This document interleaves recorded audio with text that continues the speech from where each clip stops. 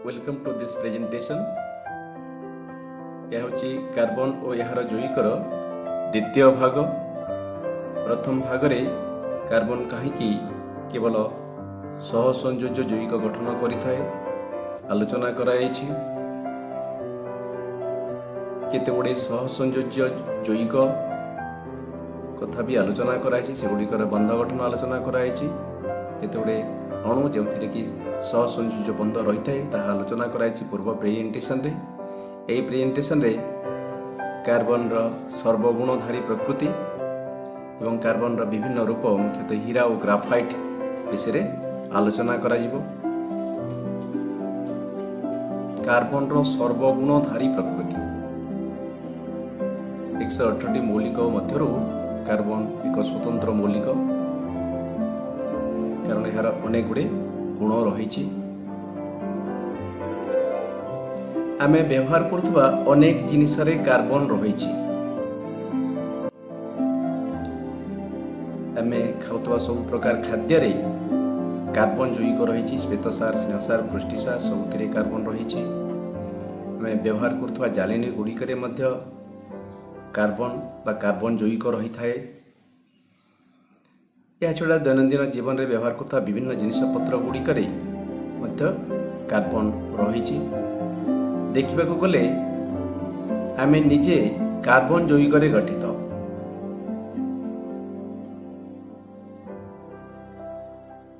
समस्त प्राणी, उद्भिद एमानकर शरीर कार्बन जैविक ही गठित होइछि।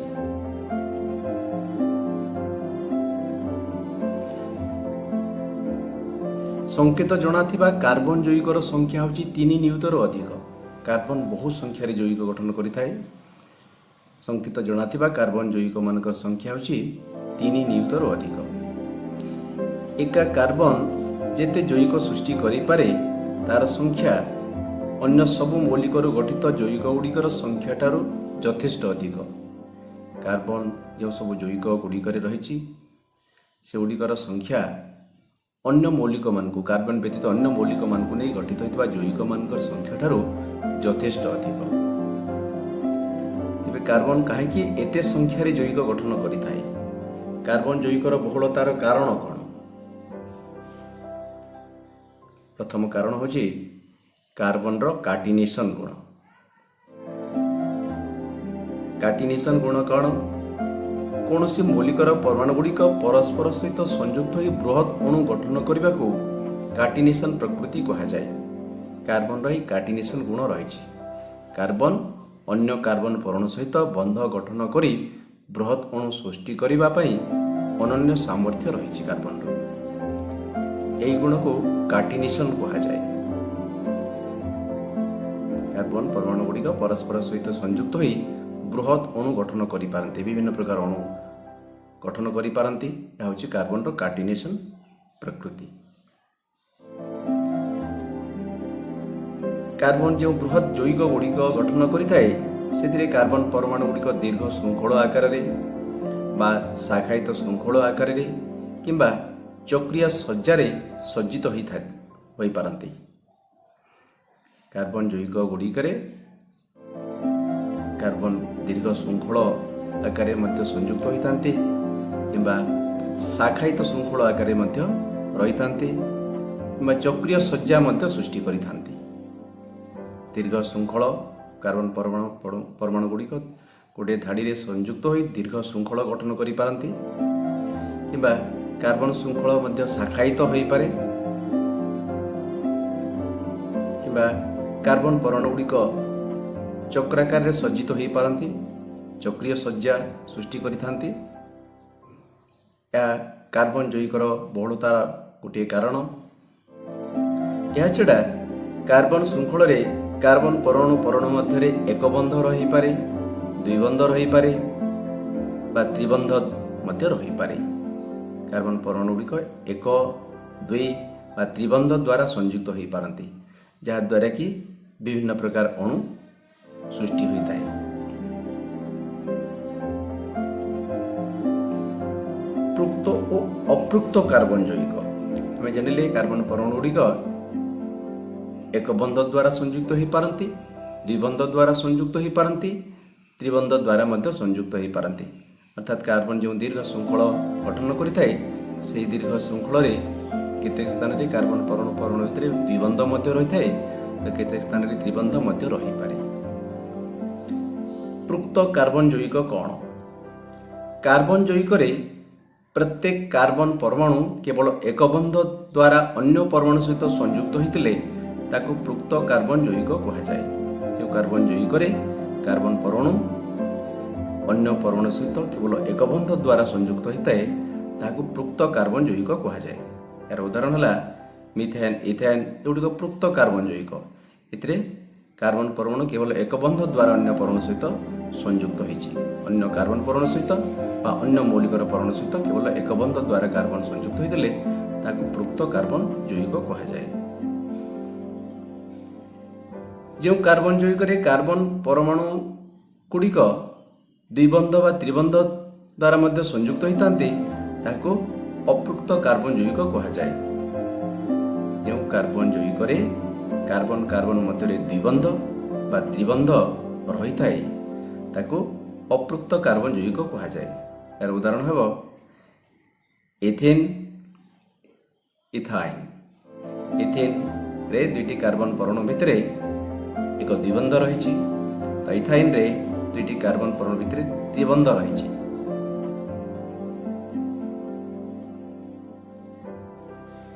कार्बन जैविक कार्टिनेशन गुण जेते मात्रा रे देखा जाए अन्य कौन सी मौलिक सेपरी देखा जाए ना। कार्बन जो मात्रा रे कार्टिनेशन गुण प्रदर्शन करिଥାଏ अन्य कौन सी मौलिक ठारे सेतिकी कार्टिनेशन प्रकृति देखा जाए ना। कार्बन व्यतीत सिलिकन रे मध्य कार्टिनेशन प्रकृति देखा जाए, किंतु सिलिकन हाइड्रोजन सह जैविक सृष्टि करे, श्रृंखल गठन करिଥାଏ, किंतु ताहार श्रृंखल रे 7 किंबा 8 परमाणु पर्यंत थाए। 7-8 परमाणु केवल सिलिकन गठन करथवा हाइड्रोजन जैविक गुड़िक 7-8 परमाणु रही था, एक श्रृंखल गठन करती। पुणी सिलिकन गठन करथवा ए जैविक गुड़िक प्रतिक्रियाशील स्थायी नुहंती। अन्य पक्षरे कार्बन कार्बन बंध खूब शक्त, तेणु ताहा स्थायी। कार्बन जो जैविक गुड़िक गठन करिଥାଏ, कार्बन जो श्रृंखल गठन करिଥାଏ से श्रृंखल रे कार्बन कार्बन मध्य थिबा बंध खूब शक्त, तेणु कार्बन जैविक गुड़िक स्थायी। एही कारणरू अनेक कार्बन परमाणु परस्पर सहित संयुक्त होई बहु संख्यक जैविक सृष्टि करिथांती। कार्बन परमाणु गुड़िक बहु संख्यारे विभिन्न प्रकार रे जेपरि कि दीर्घ श्रृंखल आकार बा शाखायित श्रृंखल आकार बा चक्रीय सज्जा आकार सजे हुई बहुत प्रकार जैविक सृष्टि करिथांती। तापरे ई श्रृंखल रे मध्य एक बंध रही पारे, द्विबंध रही पारे, त्रिबंध मध्य केतेक स्थान रही थाए, जहा द्वारा कि बहु संख्यक जैविक सृष्टि हुए। जैविक गुड़िक बहुत भिन्नता देखा जाए। कार्बन जैविकर बहुलतार प्रथम कारणटी आम जानिले। प्रथम कारणटी है कार्टिनेशन प्रकृति। द्वितीय कारणटी हूँ कार्बन योज्यता 4 अटे, एक चतुसंयोजी मौलिक। कार्बन योज्यता 4 होइतिबारु यह कार्बन अन्य परमाणु सहित अन्य 4टी कार्बन परमाणु सहित किंबा एक योज्यता विशिष्ट अन्य मौलिक परमाणु सह बंध गठन करने समर्थ होता है। किंतु यार संयुक्ता 4 गोटे कार्बन परमाणु 4टी कार्बन परमाणु सहित बा एक संयोजी मौलिकर परमाणु सहित संयुक्त हो पारे, तेणु बहुत प्रकार जैविक सृष्टि करि पारे।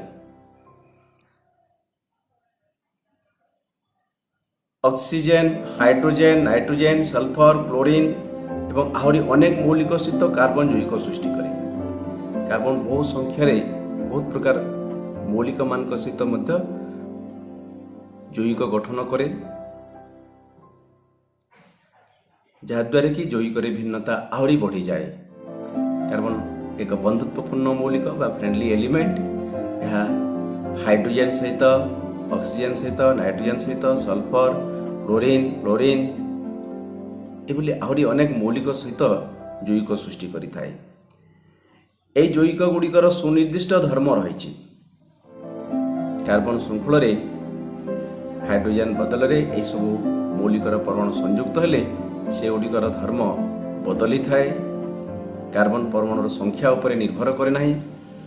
କାର୍ବନ ଏବଂ ହାଇଡ୍ରୋଜେନ୍ ପରମାଣୁ ସଂଖ୍ୟା ଉପରେ ନିର୍ଭର ନ କରି ଏହି ଯେଉଁ ଅସମ ପରମାଣୁ ବା ଅସମ ପରମାଣୁର ପୁଞ୍ଜ ରହିଥାଏ କାର୍ବନ ଯୌଗିକ ଗୁଡ଼ିକରେ ବା ଭିନ୍ନ ମୌଳିକର ପରମାଣୁ ରହିଥାଏ, ତାହା ଉପରେ ସେହି ଯୌଗିକ ଗୁଡ଼ିକର ଧର୍ମ ନିର୍ଭର କରିଥାଏ।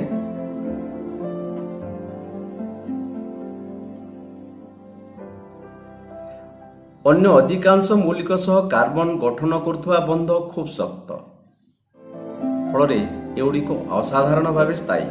ଯେତେବେଳେ କାର୍ବନ ଅନ୍ୟ ମୌଳିକ କାର୍ବନ ବ୍ୟତୀତ ଅନ୍ୟ ମୌଳିକ ସହିତ ବନ୍ଧ ଗଠନ କରେ, ସେହି ବନ୍ଧ ଗୁଡ଼ିକ ଖୁବ୍ ଶକ୍ତ, ତେଣୁ ସେହି ଯୌଗିକ ଗୁଡ଼ିକ ସ୍ଥାୟୀ। ଏହାର କାରଣ କ'ଣ? ଏହି ବନ୍ଧ ଗୁଡ଼ିକ ଶକ୍ତ ହେବାର କାରଣ ହେଉଛି କାର୍ବନ ପରମାଣୁର ଆକାର ଛୋଟ ଅଟେ। କାର୍ବନ 4ଟି ଉଜାନ ପରମାଣୁ ସହିତ ସଂଯୁକ୍ତ ହୋଇ ମିଥେନ୍ ଅଣୁ ଗଠନ କରିଥାଏ। କାର୍ବନ ଏବଂ ଉଜାନ ଭିତରେ ଯେଉଁ ବନ୍ଧ ରହିଛି, ଏ ବନ୍ଧ ଶକ୍ତ। ଏହାର କାରଣ ହେଉଛି କାର୍ବନ ଅନ୍ୟ ମୌଳିକ ସହିତ ଯେତେବେଳେ ଯୌଗିକ ଗଠନ କରେ, ସେହି ବନ୍ଧ ଗୁଡ଼ିକ ଦୃଢ଼ ବା ଶକ୍ତ। ଏବଂ ଏହାର କାରଣ ହେଉଛି ଏହାର ଆକାର କାର୍ବନ ପରମାଣୁର ଆକାର ଛୋଟ ଅଟେ। ଏହାର ଆକାର ଛୋଟ ହୋଇଥିବାରୁ ସହଭାଜିତ ଇଲେକ୍ଟ୍ରନ୍ ନ୍ୟୁକ୍ଲିୟସ୍କୁ ଅଧିକ ପରିମାଣରେ ଟାଣିବା ପାଇଁ ସମର୍ଥ ହୋଇଥାଏ। ଏହାର ଆକାର ଛୋଟ ହୋଇଥିବାରୁ ସହଭାଜିତ ଇଲେକ୍ଟ୍ରନ୍ ନ୍ୟୁକ୍ଲିୟସ୍ ଠାରୁ ଦୂରରେ ନଥାଏ, ତେଣୁ ନ୍ୟୁକ୍ଲିୟସ୍ ଦ୍ୱାରା ଏହା ଆକର୍ଷିତ ହୋଇଥାଏ ଏବଂ ଏହି ବନ୍ଧ ଗୁଡ଼ିକ ସହଜରେ ଭାଙ୍ଗେ ନାହିଁ, ତେଣୁ ଏଗୁଡ଼ିକ ଦୃଢ଼ ବା ଶକ୍ତ। କାର୍ବନ ପରମାଣୁର ଆକାର ଛୋଟ, ତେଣୁ ନ୍ୟୁକ୍ଲିୟସ୍ ଠାରୁ ସହଭାଜିତ ଇଲେକ୍ଟ୍ରନ୍ ପାଖରେ ଥାଏ, ତେଣୁ ସହଭାଜିତ ଇଲେକ୍ଟ୍ରନ୍କୁ ନ୍ୟୁକ୍ଲିୟସ୍ ଅଧିକ ମାତ୍ରାରେ ନିଜ ଆଡ଼କୁ ଆଣିବା ପାଇଁ ସମର୍ଥ ହୋଇଥାଏ। ବୃହତ୍ତର ପରମାଣୁ ଦ୍ୱାରା ଯେଉଁ ଯୌଗିକ ଗୁଡ଼ିକ ଗଠିତ ହୋଇଥାଏ, ସେହି ବନ୍ଧ ଗୁଡ଼ିକ ଦୁର୍ବଳ ହୋଇଥାଏ, କାରଣ ସହଭାଜିତ ଇଲେକ୍ଟ୍ରନ୍ ନ୍ୟୁକ୍ଲିୟସ୍ ଠାରୁ ବହୁତ ଦୂରରେ ରହିଥାଏ। ନ୍ୟୁକ୍ଲିୟସ୍ ପ୍ରତି ତାର ଆକର୍ଷଣ କମ୍ ଥାଏ।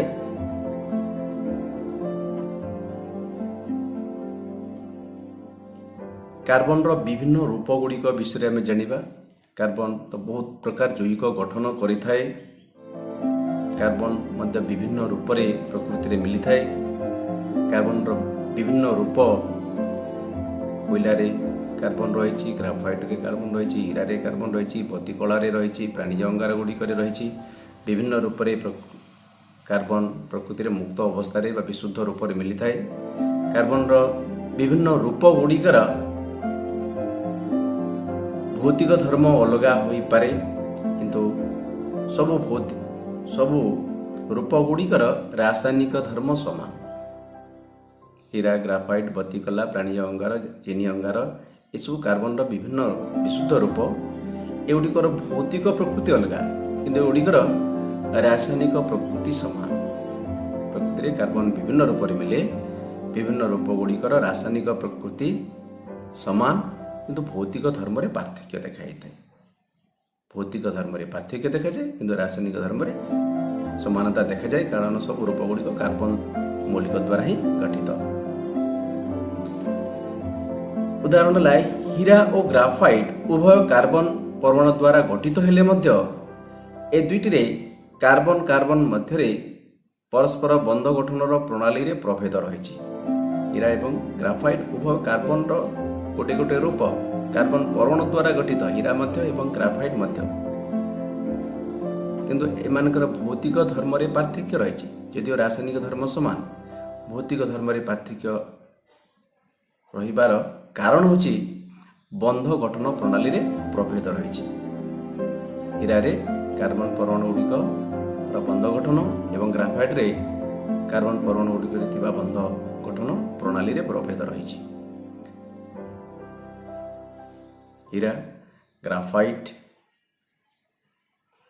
ଗ୍ରାଫାଇଟ୍ରେ ଏବଂ ହୀରାରେ କାର୍ବନ ପରମାଣୁ ଗୁଡ଼ିକ ଭିତରେ ଥିବା ବନ୍ଧ ଗଠନର ପ୍ରଣାଳୀରେ ପ୍ରଭେଦ ରହିଛି। କି ପାର୍ଥକ୍ୟ ରହିଛି ବନ୍ଧ ଗଠନରେ ହୀରା ଏବଂ ଗ୍ରାଫାଇଟ୍ରେ, ତାକୁ ଆଲୋଚନା କରିବା। ହୀରାରେ ପ୍ରତ୍ୟେକ କାର୍ବନ ପରମାଣୁ ଅନ୍ୟ 4ଟି କାର୍ବନ ପରମାଣୁ ସହିତ ସଂଯୁକ୍ତ ହୋଇଥାଏ ଏବଂ ଦୃଢ଼ ତ୍ରିବିମୀୟ ସଂରଚନା ଗଠନ କରିଥାଏ। ହୀରାରେ ପ୍ରତ୍ୟେକ କାର୍ବନ ପରମାଣୁ ଅନ୍ୟ 4ଟି କାର୍ବନ ପରମାଣୁ ସହିତ ସଂଯୁକ୍ତ ହୋଇଥାଏ ଏବଂ ଦୃଢ଼ ତ୍ରିବିମୀୟ ସଂରଚନା ଗଠନ କରେ, ଅର୍ଥାତ୍ ସବୁ ପରମାଣୁ ଗୁଡ଼ିକ ଏକ ସମତଳରେ ରହିନଥାନ୍ତି। ହୀରାରେ ଗୋଟିଏ କାର୍ବନ ପରମାଣୁ ଅନ୍ୟ 4ଟି କାର୍ବନ ପରମାଣୁ ସହିତ ସଂଯୁକ୍ତ ହୋଇଥାଏ ଏବଂ ସେହି ପରମାଣୁ ଗୁଡ଼ିକ ସମସ୍ତ ଏକ ସମତଳରେ ରହନ୍ତି ନାହିଁ, ତ୍ରିବିମୀୟ ସଂରଚନା ଗଠନ କରିଥାନ୍ତି। କିନ୍ତୁ ଗ୍ରାଫାଇଟ୍ରେ ପ୍ରତ୍ୟେକ କାର୍ବନ ପରମାଣୁ ଅନ୍ୟ 3ଟି କାର୍ବନ ପରମାଣୁ ସହିତ ଏକ ସମତଳରେ ବନ୍ଧ ଗଠନ କରିଥାଏ ଏବଂ ଏକ ଷଡ଼ଭୁଜୀୟ ବିନ୍ୟାସ ସୃଷ୍ଟି କରିଥାଏ। ଗ୍ରାଫାଇଟ୍ରେ ପ୍ରତ୍ୟେକ କାର୍ବନ ପରମାଣୁ ଅନ୍ୟ 3ଟି କାର୍ବନ ପରମାଣୁ ସହିତ ସଂଯୁକ୍ତ ହୋଇଥାଏ। ପ୍ରତ୍ୟେକ କାର୍ବନ ପରମାଣୁ ଅନ୍ୟ 3ଟି କାର୍ବନ ପରମାଣୁ ସହିତ ସଂଯୁକ୍ତ ହୋଇଥାଏ ଏବଂ ସବୁ ପରମାଣୁ ଗୁଡ଼ିକ ଏକ ସମତଳରେ ରହିଥାନ୍ତି ଏବଂ ଏକ ଷଡ଼ଭୁଜୀୟ ବିନ୍ୟାସ ସୃଷ୍ଟି କରିଥାନ୍ତି। ଗ୍ରାଫାଇଟ୍ରେ ପ୍ରତ୍ୟେକ କାର୍ବନ ପରମାଣୁ 3ଟି କାର୍ବନ ପରମାଣୁ ସହିତ ସଂଯୁକ୍ତ ହୋଇଥାଏ, କିନ୍ତୁ ଏହି ବନ୍ଧ ଗୁଡ଼ିକ ମଧ୍ୟରୁ ଗୋଟିଏ ହେଉଛି ଦ୍ୱିବନ୍ଧ, ତେଣୁ କାର୍ବନର ଯୋଜ୍ୟତା ସନ୍ତୁଷ୍ଟ ହୋଇଥାଏ। ଭିନ୍ନ ସଂରଚନା ଫଳରେ ହୀରା ଓ ଗ୍ରାଫାଇଟ୍ର ଭୌତିକ ଧର୍ମ ଭିନ୍ନ ହୋଇଥାଏ, ଯଦିଓ ଏ ଦୁଇଟିର ରାସାୟନିକ ଧର୍ମ ସମାନ। ହୀରା ଏବଂ ଗ୍ରାଫାଇଟ୍ ଉଭୟକୁ ବହୁତ ଉତ୍ତପ୍ତ କଲେ ଅମ୍ଳଜାନର ଉପସ୍ଥିତିରେ ସେଥିରୁ ଅଙ୍ଗାରକାମ୍ଳ ଗ୍ୟାସ ଉତ୍ପନ୍ନ ହେବ, ଅମ୍ଳଜାନ ସହିତ ପ୍ରତିକ୍ରିୟା କଲେ, ଅର୍ଥାତ୍ ଏମାନଙ୍କର ରାସାୟନିକ ଧର୍ମ ସମାନ କିନ୍ତୁ ଭୌତିକ ଧର୍ମରେ ଭିନ୍ନତା ରହିଛି, କାରଣ ହୀରା ଏବଂ ଗ୍ରାଫାଇଟ୍ରେ ସଂରଚନା ଭିନ୍ନ ଅଟେ। ପରମାଣୁ ଗୁଡ଼ିକର ସଜ୍ଜା ବନ୍ଧ ଗଠନର ପ୍ରଣାଳୀରେ ପାର୍ଥକ୍ୟ ରହିଛି, ତେଣୁ ଭୌତିକ ଧର୍ମରେ ପାର୍ଥକ୍ୟ ଦେଖାଯାଏ। ଭୌତିକ ଧର୍ମରେ କ'ଣ ସବୁ ପାର୍ଥକ୍ୟ ରହିଛି? ପଦାର୍ଥ ଗୁଡ଼ିକ ମଧ୍ୟରେ ହୀରା ସବୁଠାରୁ ବେଶୀ ଶକ୍ତ। ହୀରା ସବୁଠାରୁ ଶକ୍ତ ପଦାର୍ଥ, କାଚ କାଟିବା ପାଇଁ ବ୍ୟବହାର କରାଯାଏ। ବିଭିନ୍ନ କଟର ଗୁଡ଼ିକରେ ମଧ୍ୟ ଡାଇମଣ୍ଡ କୋଟେଡ୍ କରାଯାଇଥାଏ, କାରଣ ଡାଇମଣ୍ଡ ବା ହୀରା ବହୁତ ଶକ୍ତ। ଅନ୍ୟ ପକ୍ଷରେ ଗ୍ରାଫାଇଟ୍ ହେଉଛି କୋମଳ ଏବଂ ହାତରେ ଧରିଲେ ଚିକ୍କଣ ବା ତେଲିଆ ଜଣାପଡ଼େ। ଏହା ମଧ୍ୟ ଭଙ୍ଗୁର। ଗ୍ରାଫାଇଟ୍ ସହଜରେ ଭାଙ୍ଗିଯାଏ, ଭଙ୍ଗୁର ଅଟେ, କିନ୍ତୁ ହୀରା ସବୁଠାରୁ ଶକ୍ତ ପଦାର୍ଥ। ଭୌତିକ ଗୁଣରେ ପାର୍ଥକ୍ୟ ରହିଛି। ହୀରା ବିଦ୍ୟୁତ କୁପରିବାହୀ, କିନ୍ତୁ ଗ୍ରାଫାଇଟ୍ ଅଧାତୁ ହେଲେ ମଧ୍ୟ ବିଦ୍ୟୁତ ପରିବହନ କରେ। ହୀରାରେ କାର୍ବନ ପରମାଣୁ ଗୁଡ଼ିକର 4ଟି ଯାକ ଇଲେକ୍ଟ୍ରନ୍ ବନ୍ଧ ଗଠନରେ ବିନିଯୋଗ ହୋଇଥାନ୍ତି, ତେଣୁ କୌଣସି ମୁକ୍ତ ଇଲେକ୍ଟ୍ରନ୍ ନଥାଏ। ତେଣୁ ହୀରା ବିଦ୍ୟୁତ କୁପରିବାହୀ ଅଟେ, କିନ୍ତୁ ଗ୍ରାଫାଇଟ୍ରେ ମୁକ୍ତ ଇଲେକ୍ଟ୍ରନ୍ ରହିଥାଏ। ଗୋଟିଏ କାର୍ବନ ପରମାଣୁ ଅନ୍ୟ 3ଟି କାର୍ବନ ପରମାଣୁ ସହିତ ସଂଯୁକ୍ତ ହୋଇଥାଏ ଏବଂ କିଛି ମାତ୍ରାରେ ଗୋଟିଏ ଇଲେକ୍ଟ୍ରନ୍ଟି ମୁକ୍ତ ଅବସ୍ଥାରେ ରହିଥାଏ, ଯାହାଦ୍ୱାରା କି ଗ୍ରାଫାଇଟ୍ ଅଧାତୁ ହେଲେ ମଧ୍ୟ ବିଦ୍ୟୁତ ପରିବହନ କରିପାରେ।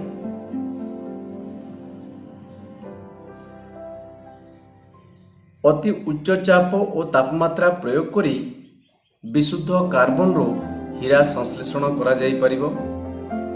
ଏହି ସଂଶ୍ଳେଷିତ ହୀରା ଗୁଡ଼ିକ ଛୋଟ, ଅନ୍ୟଥା ପ୍ରାକୃତିକ ହୀରାଠାରୁ କୌଣସି ଗୁଣରେ ଭିନ୍ନ ନୁହେଁ। ଉଭୟ ହୀରା ଏବଂ ଗ୍ରାଫାଇଟ୍ କାର୍ବନ ପରମାଣୁରେ ଗଠିତ, ତେଣୁ ଆମେ ହୀରା ମଧ୍ୟ ତିଆରି କରାଯାଇପାରିବ। କିପରି? ଅତି ଉଚ୍ଚ ଚାପ ଏବଂ ତାପମାତ୍ରା ପ୍ରୟୋଗ କରି ବିଶୁଦ୍ଧ କାର୍ବନରୁ ହୀରା ସଂଶ୍ଳେଷଣ କରାଯାଇପାରିବ। କେଉଁ ହେଲା ବିଶୁଦ୍ଧ କାର୍ବନ, ସେଥିରୁ ହୀରା ସଂଶ୍ଳେଷିତ କରାଯାଇପାରିବ। ଏଥିପାଇଁ ଉଚ୍ଚ ଚାପ ଓ ତାପମାତ୍ରା ପ୍ରୟୋଗ କରିବା ଆବଶ୍ୟକ ହୋଇଥାଏ। କୃତ୍ରିମ ଉପାୟରେ ଯେଉଁ ହୀରା ତିଆରି କରାଯାଏ ତାହାକୁ ସଂଶ୍ଳେଷିତ ହୀରା କୁହାଯାଏ। ସଂଶ୍ଳେଷିତ ହୀରା ପ୍ରାକୃତିକ ହୀରାଠାରୁ କୌଣସି ଗୁଣରେ ଭିନ୍ନ ନୁହେଁ, କେବଳ ଏହାର ଆକାର ଛୋଟ ହୋଇଥାଏ। ସଂଶ୍ଳେଷିତ ହୀରା ବା କୃତ୍ରିମ ହୀରା ଆକାର ଛୋଟ ହୋଇଥାଏ, କିନ୍ତୁ କୌଣସି ଗୁଣରେ ଏହା ପ୍ରାକୃତିକ ହୀରାଠାରୁ ଭିନ୍ନ ନୁହେଁ। କାର୍ବନର ଆଉ ଗୋଟିଏ ରୂପ ହେଲା ଫୁଲରିନ୍, ଯାହାକି ବିଳମ୍ବରେ ଆବିଷ୍କୃତ ହୋଇଛି। प्रथमे चिह्नट कराइथिबा कार्बनर एही रूपटी ହେଲା C60 ଯେଉଁଥିରେ କି कार्बन परमाणु गुड़िक फुटबॉल आकार रे सज्जित होइतांती।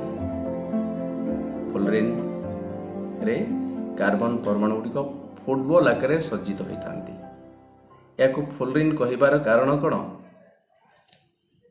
फुलरिन रे कार्बन परमाणु गुड़िक फुटबॉल आकार रे सज्जित होइतांती। याकु फुलरिन कहिबार कारण होची यह युक्तराष्ट्र अमेरिकार स्थपति बकमिन्स्टर फुलर द्वारा कराइथिबा भूपरिमाण विद्या संबंधी गंबुज परी देखाउथिबारु एही अणु को फुलरिन नाम दियाइछि। एही अणुरे कार्बन परमाणु गुड़िक फुटबॉल आकार सज्जित होइतांती। पृथ्वी जेपरी आकार रहिछि सेभली आकृति रे कार्बन परमाणु गुड़ सज्जित होइतांती एवं ए प्रकार एक डिजाइन बकमिन्स्टर फुलर युक्तराष्ट्र अमेरिकार स्थपति तैयारी करथिले। तांको नाम अनुसार याकु फुलरिन कहा जाए। सहित यही प्रेजेंटेशन टी को शेष कराउछि।